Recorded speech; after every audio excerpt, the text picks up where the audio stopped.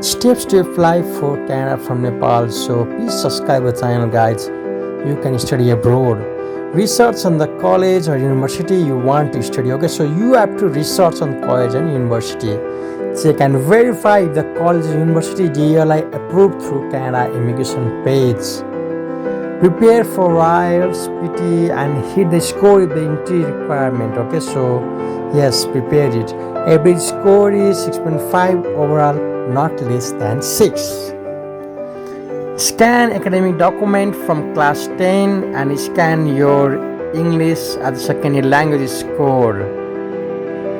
Apply to college and universities. Okay, so these are the step by step. And after that, get an offer letter from the college, Yahoo, and pay the tuition fee and make financial document like income statement, bank savings, apply online on Canada immigration. Yes, your application will be then submitted and get an acceptance letter.